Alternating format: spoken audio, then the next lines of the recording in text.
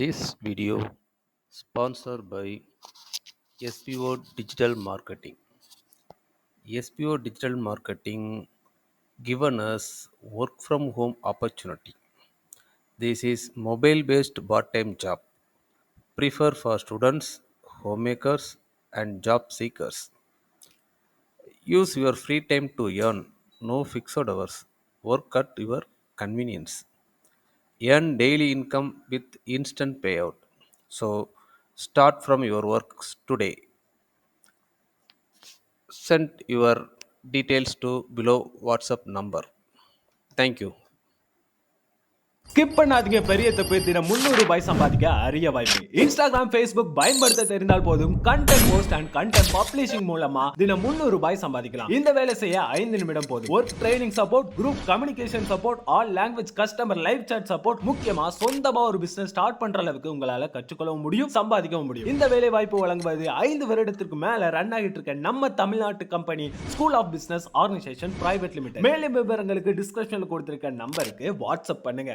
நாளைக்கு எவ்வளவு கட்டுறீங்க? 100 ரூபாய். நான் என்ன சொல்றேன், ஒரு நாளைக்கு 100 ரூபாய் சேர்க்க ஆரம்பிங்க. ஒரு மாசத்துக்கு எவ்வளவு கிடைக்கும்? 3000 ரூபாய். 3 மாசம் சேர்த்தா எவ்வளவு கிடைக்குது? 9000 ரூபாய். உங்களுக்கு 10000 தானே வாங்குறீங்க எமர்ஜென்சிக்கு. அத 3 மாசத்துக்கு 100 ரூபாய் நீங்களே சேர்த்து அந்த 10000 கையில வச்சுக்கிட்டு அதே நீங்க ரொட்டேஷன் பண்ணலாம். அது எமர்ஜென்சி தான் சார், உடனே கேட்டா குடுக்குறா வாங்குறோம் சார். இல்ல அது வந்து அந்த நேரத்துல போய் எங்க போய் கேட்க முடியும்? அதாவது அதுதாங்க நம்ம கிட்ட வர்ற பணத்தை தாங்க சேர்க்கணுங்க. கரெக்ட். டெய்லி உங்களால ஒரு 200 ரூபாய் சேர்க்க முடியாதா? முடியுமா முடியாதா? பெரிய சொல்ல முடியாது சார். வீட்டுக்கு டெய்லி 600 ரூபாய் கொடுத்துருவேன். இன்னும் வண்டி டியூ இருக்கு, மாசம் 6000 ரூபாய் டியூ. 2 வீலர் ஒன்று எடுத்துருக்கோம் பையனுக்கு, அது ஒரு 4000 ரூபாய் மாசம். 10,000 பையனுக்கு அதுக்கு இப்ப 2 வீலர் எடுத்து காலேஜ் கொடுத்தீங்க. போனாலும் அப்ப எடுத்து கொடுத்தேன். காலேஜுக்கு இந்த 2 வீலர்ல தான் போனோமா? அப்பதான் போனாரு. அதுதாங்க பிரச்சனை. இப்ப அது ஒரு கடன் வாங்கி ஆயிடுச்சு. வச்சாம அது ஒரு கடை, அது ஒரு வருஷம் ஆயிடுச்சு வண்டி. இப்ப அவர் வேலைக்கு போய் சம்பாரிச்சு அவர் 2 வீலர் கடன் அப்படிதான் அடைப்பாரு. பண்ணோம், அப்படிதான் வாங்கணும் பண்ணோம்.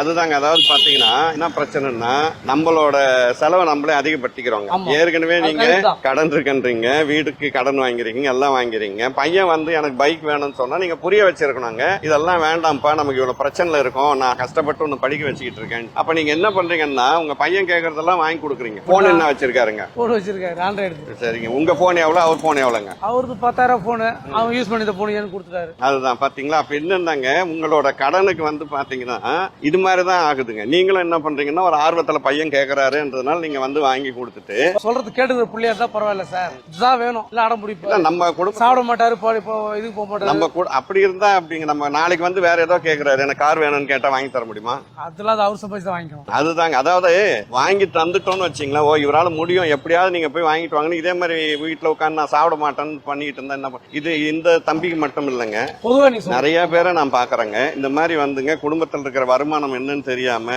அவங்களோட அப்பா அம்மாவோட கழுத்தை நெரிக்கிறாங்க. வீட்டு வேலை செய்யறாங்க, வீட்டு வேலை பாருங்க, வீட்டு வேலை செஞ்சுட்டுங்க நீங்க இவ்வளவு கடன் இருந்துகிட்டு அவங்க போய் வீட்டு வேலை செய்யும் போது இதெல்லாம் இனிமேல் நீங்க புரிய வைங்க. பசங்களுக்கு வந்து புரிய வைக்கணுங்க. படிப்புன்றது முக்கியம். படிப்பு கொடுத்து படிக்கிறாரா? நல்லா படிக்கிறாரா? படிச்சு முடிச்சிட்டாரு. படிச்சு முடிச்சுட்டு அப்ப வேலைக்கு முடிஞ்சிச்சு. சரி, இப்ப எவ்வளவு நாள்? ஜனவரி அவர் வந்து 3 மாசம் 4 மாசம் ஆயிடுச்சு. ஏன் வேலைக்கு போல? ஜாப் ஒன்னும் கிடைக்கலன்னு சொல்றாரு. தேடணுங்க. தேடுறாரா? இல்ல வண்டியும் பைக் வச்சுக்கிட்டு பைக்கை வச்சுக்கிட்டு ஒரு மாசம் அந்த ராபிடோ ஓட்டுனாரு. ஓட்டி வீட்டுல ஒரு 5000 கொடுத்தாரு. அதெல்லாம் கொடுக்குறாரா? கொடுத்துறாரு. எந்த செலவு எந்த சரி, அதையே ஓட்டலாமா? அவரும் அந்த வேலை கிடைக்கிற வரைக்கும் ஓட்டலாமா? கண்டிப்பா பண்ணிருக்காரு. அதாவதுங்க நல்லா படிச்சிருக்காரு, வேலையும் தேடணுங்க. அதே ஐடி கம்பெனி தான் ஜனவரி மேலதான் ஆள் எடுப்பான்னு சொல்லிருக்காங்க. அது ஒரு 2 மாசம் போனாரு. சரிங்க. அப்ப அவரும் உங்களுக்கு சப்போர்ட் பண்ண ஆரம்பிச்சிருக்காருங்க. அப்ப சீக்கிரமா கடன் எல்லாம் அடைங்க. அதே சமயம் பையன் ஏதோ ஒரு சப்போர்ட் வருது இல்லையா, பரவாயில்லைங்க, சம்பாரிச்சு கொடுக்குறாருங்க. அத வந்து நான் என்ன சொல்றேன், சம்பாரிச்சு கொடுக்குறாரு இல்லைங்க, நீங்க கராரா கேட்டு வாங்கணுங்க. நீங்க வந்து அவர் கொடுக்க மாட்டேன் இந்த 2 மாசம் கொடுத்துட்டாருன்னு அப்படியே லூசா விட்டுறக்கூடாதுங்க.